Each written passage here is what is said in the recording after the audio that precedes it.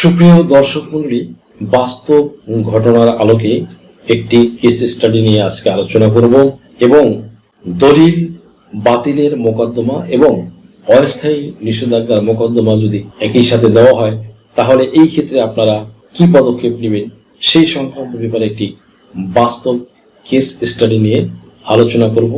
এই ভিডিওটি খুবই ইনফরমেটিভ হতে চলেছে। এই ভিডিও থেকে আপনারা জানতে পারবেন যে কিভাবে অস্থায়ী নিষেধাজ্ঞা, কিভাবে আপনার জমিতে যদি কেউ নিষেধাজ্ঞা দিয়ে থাকে এবং যদি দলিল বাতিলের মোকদ্দমা দিয়ে থাকে তাহলে কিভাবে আপনি তার জবাব দিবেন। ভিউয়ার্স, আমার একজন ক্লায়েন্ট, নাম প্রকাশ করছি না, তিনি সাভার এলাকা থেকে আমার কাছে এসেছিলেন। তার ঘটনাটি হচ্ছে যে তিনি একজন হিন্দু পরিবারের সন্তান এবং তার বিয়ে হয়েছে একটি মুসলিম পরিবারের মেয়ের সাথে। তারা উভয়ই স্পেশাল ম্যারেজ সম্পন্ন করেছেন। ইভেন কি এর পিছনে একটি ঘটনা রয়েছে, সেই ঘটনাটি আপনাদের পরিষ্কার করে বলছি। বিষয়টি হলো যে ওই ব্যক্তি, তিনি আসলে যিনি এই মামলার বিবাদী ছিলেন তিনি আমার ক্লায়েন্ট। এই বিবাদিনী তিনি একজন মুসলিম পরিবারের সন্তান।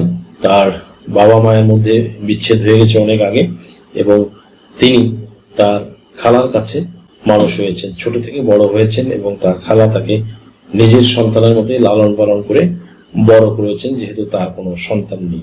ইভেন কি সাভারে তার নামে কিছু জমি সে তার এই আমার ক্লায়েন্টকে, তার খালা বা আন্টি বা তার আমার ক্লায়েন্টের মায়ের বোন, তিনি এই কিছু জমি, বলতে গেলে 3% জমি সাভার এলাকায় তাকে এক পর্যায়ে নিজের মেয়ে সাজিয়ে এবং তিনি নিজের মা হয়ে তাকে এই জমিটি তার নামে হেবা করে দেন। এক পর্যায়ে সেই মেয়েটি, উনি এই হিন্দু ছেলেকে বিয়ে করার কারণে এবং আরো কিছু বিষয় রয়েছে তাদের ভিতরে ইন্টারনালি, যেমন সে আমার ক্লায়েন্ট তাকে আমার ক্লায়েন্টের যে খালা বা আজকের যিনি এই মামলার বাদী, তিনি বিভিন্ন কারণে তার সাথে একটি দ্বন্দ্ব সৃষ্টি হয়ে যায় যে কোনো কারণে তাদের ইন্টারনালি।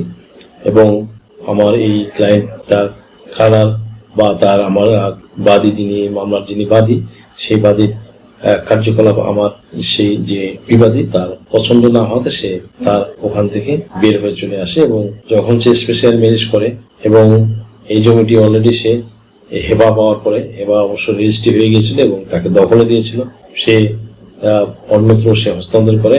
অন্যত্র বলতে তার হাজবেন্ডের কাছে তিনি সাবকলা করে বিক্রি করে দেন। ইন দ্য মিন টাইম ওই আমার ক্লায়েন্টের যে আন্টি বা খালা বা এই মামলার যে বাদী, তিনি আমার এই ক্লায়েন্টের বিরুদ্ধে একটি দলিল বাতিলের মোকদ্দমা দিয়ে দেন এবং এই নিষেধাজ্ঞার মামলা দিয়ে দেন।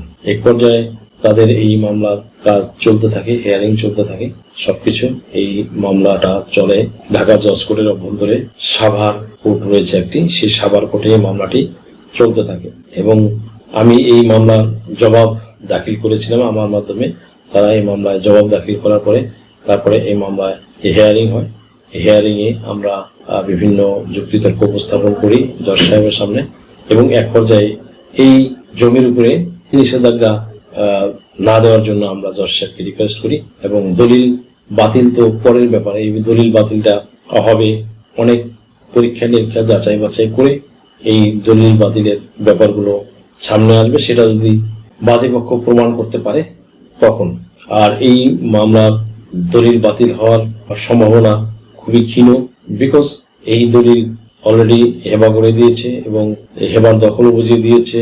ইভেন কি তামাদিতে বাড়িতে হয়েছে, ইভেন কি এই জমিটি অন্যত্র হস্তান্তর হয়ে গেছে। তথাপিও বাদীপক্ষ, আমার ক্লায়েন্টের যে আন্টি, তিনি এই দলিলটি বাতিলের জন্য এবং স্থায়ী নিষেধাজ্ঞার জন্য মোকদ্দমা করেছে এবং তারা অনেক ধরনের যুক্তিতর্ক এখানে দাঁড় করিয়েছে এবং আমরাও অনেক যুক্তিতর্ক কোর্টে পেশ করার পরে তখন আদালত এক পর্যায়ে এই মামলাটা স্ট্যাটাস কো দিয়ে দেয়, অর্থাৎ স্থিতাবস্থা, অর্থাৎ এই জমিটি স্থায়ী নিষেধাজ্ঞা না দিয়ে স্থিতাবস্থা দিয়েছে বা স্ট্যাটাস কো দিয়েছে, যাতে জমিটি যে অবস্থায় আছে ঠিক সেই অবস্থায় থাকবে।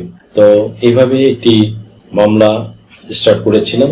তা আপনারা আপনাদের বোঝার জন্য, জানার জন্য আমরা এই ভিডিওটা করলাম যে আপনারা আপনাদের কোনো জমির উপরে যদি স্থায়ী নিষেধাজ্ঞা আসে বা দলিল বাতিলের মোকদ্দমা দেয়, তাহলে আপনারা এটা সঠিকভাবে আদালতের নিয়মকানুন মেনে আপনারা এই মামলা জবাব দিবেন এবং নিয়মিত হাজিরা দিবেন। আপনারা তথ্যপত্র সঠিকভাবে সাবমিট করতে পারলে তখন আপনার অপোজিট আইনজীবী যুক্তিতর্ক খণ্ডন করতে পারলে এবং জজ সাহেবকে যুক্তিতর্ক এবং পর্যাপ্ত এভিডেন্স দিয়ে স্যাটিসফাইড করতে পারলে আদালত নিশ্চয়ই আপনাদেরকে একটি ভালো রেমেডি দিবে। সুপ্রিয় দর্শক মণ্ডলী, আইন জানুন, আইন মানুন, নিজের জমি সুরক্ষিত রাখুন এবং ভিডিওটি শেয়ার করে অন্যদের সচেতন করার সুযোগ করে দিন। দেখা হবে অন্য কোনো দিন, অন্য কোনো ভিডিওতে, অন্য কোনো আইনি কন্টেন্ট নিয়ে। সেই পর্যন্ত সকলে ভালো থাকুন, সুস্থ থাকুন, নিরাপদে থাকুন। আবারও সবাইকে ধন্যবাদ জানিয়ে এখানে শেষ করছি। আল্লাহ হাফেজ।